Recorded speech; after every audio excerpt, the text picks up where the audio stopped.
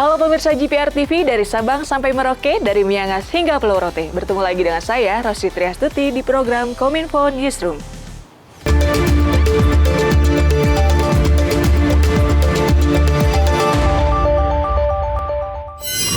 Pemirsa, menjelang perayaan Natal 2021, Wakil Presiden Republik Indonesia Kyai Haji Ma'ruf Amin mengajak masyarakat tebarkan cinta kasih dan perdamaian dalam merayakan Natal dan menyambut Tahun Baru 2022. Wapres juga berharap semua pihak untuk terus menjaga kerukunan dan cinta kasih. Wakil Presiden Republik Indonesia Ma'ruf Amin menyampaikan ucapan Selamat Natal 2021 dan Tahun Baru 2022 kepada seluruh masyarakat Indonesia yang merayakan.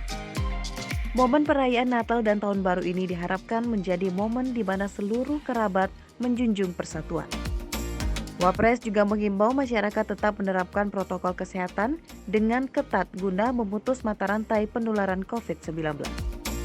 Serta mendorong seluruh umat beragama di Indonesia untuk terus meningkatkan toleransi dan menjaga kerukunan guna memelihara perdamaian antar umat beragama. Pada saudara-saudaraku umat Kristiani yang merayakan hari Natal, saya ucapkan selamat. Dan saya ucapkan selamat Tahun Baru 2022 untuk kita semua. Marilah kita terus jaga kerukunan, kita tingkatkan kepedulian, kita sebarkan cinta kasih dan pesan-pesan perdamaian.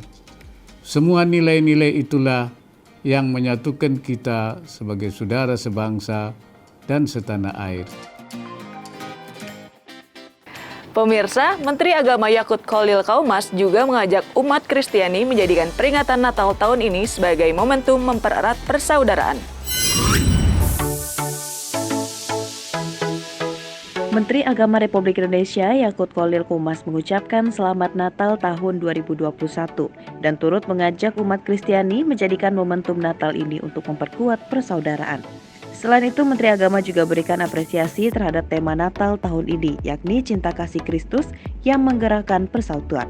Melalui tema ini, umat Kristiani diajak untuk menyadari panggilan sebagai pribadi yang bersedia mengabdi dan penuh hikmah, mampu bersikap bijak dalam menyikapi segala perbedaan. Persaudaraan merupakan tema universal yang bisa merekatkan hati orang-orang beriman untuk menjaga kerukunan, kedamaian, dan kesejahteraan bagi masyarakat. Saya Yakut Khalil Qaumas, Menteri Agama Republik Indonesia, mengucapkan Selamat Natal tahun 2021 dan selamat menyongsong Tahun Baru 2022 kepada seluruh umat Kristiani dimanapun berada. Kiranya Tuhan Yang Maha Kuasa memberkati kita semua.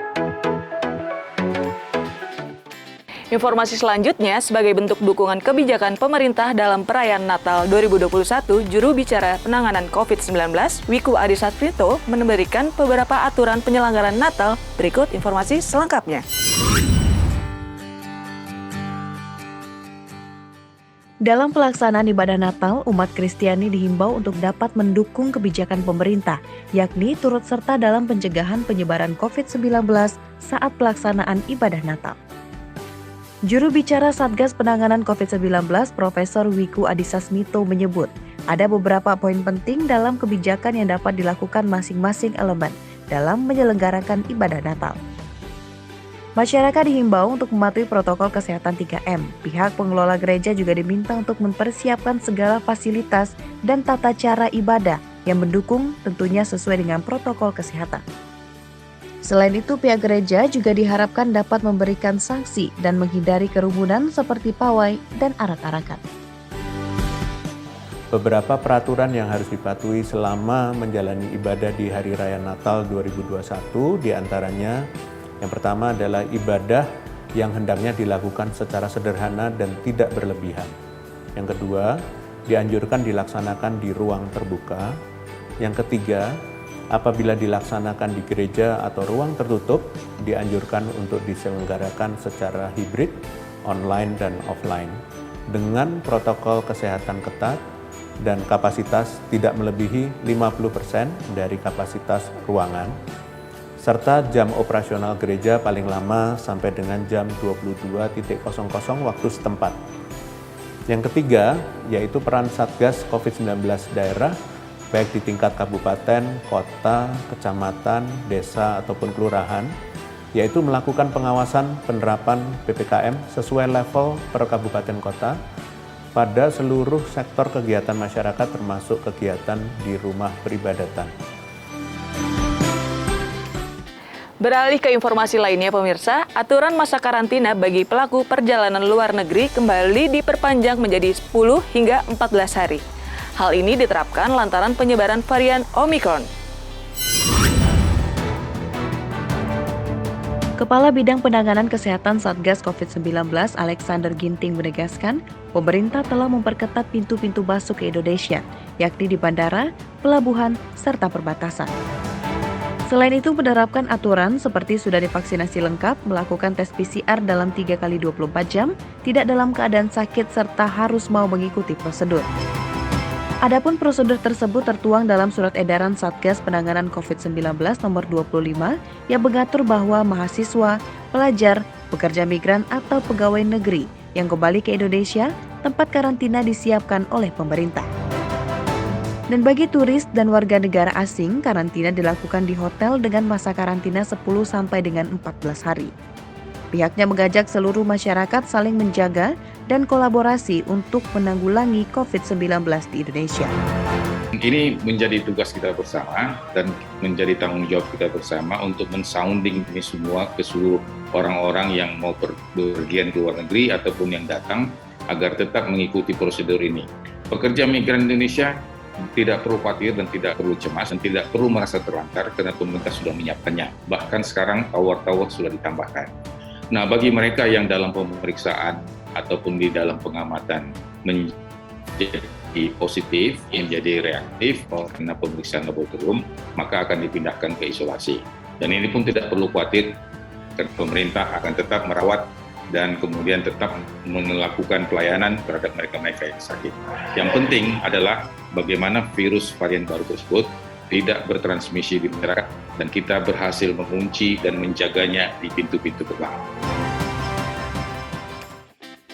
Menutup informasi terakhir, Kementerian Sosial telah menetapkan anggaran dana sebesar Rp74,8 triliun untuk penyaluran bansos tahun 2022. Anggaran tersebut nantinya akan digunakan untuk program bansos khusus dan bansos reguler.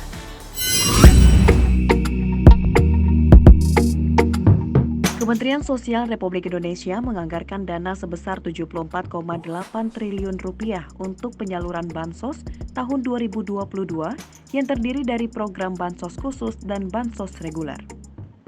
Menteri Sosial Republik Indonesia Tri Risma hari ini menyebutkan pihaknya akan tetap melaksanakan tugas perlindungan sosial melalui program Kemensos. Pada tahun 2022, Kementerian Sosial akan menganggarkan sebesar Rp28,7 triliun dana untuk target 10 juta keluarga penerima manfaat dari program PKH. Selain dari Kemensos, masyarakat juga akan tetap mendapatkan bantuan dari kementerian lain dan juga pemerintah daerah seperti Kartu Prakerja, subsidi listrik, bantuan langsung usaha mikro kecil dan menengah, dan bantuan lainnya. Sekjen Kementerian Sosial Dr. Insinyur R. Hari Hikmat MSI menyebutkan bahwa pemberian bantuan ini memang terfokus untuk membantu pemulihan ekonomi masyarakat yang terdampak pandemi COVID-19. PKH ini sebagai program prioritas nasional yang diteruskan oleh Pak Presiden, Pak Jokowi, dengan perluasan yang cukup signifikan dari 2,5 juta menjadi 10 juta, sekarang terus dilanjutkan dengan indeks yang telah disampaikan di dalam slide ini selama 12 bulan, disalurkan 4 tahap, dan ada kondisionalitas untuk setiap komponen dari KPM itu. Kalau ada ibu hamil, ada 3 juta, ada anak usia dini, ada 3 juta, pendidikan SD, 900.000, SMP, dan seterusnya. Kemudian yang sembako, ini juga dilanjutkan, 200.000 per bulan per KPM, durasi 12 bulan dengan total anggaran 45,1 juta. Itulah ragam informasi yang telah kami kemas untuk Anda. Dapatkan update berita pilihan setiap harinya di kanal GPR TV atau melalui sosial media gprtv.id. Saya Rosita Yastuti pamit, sampai jumpa.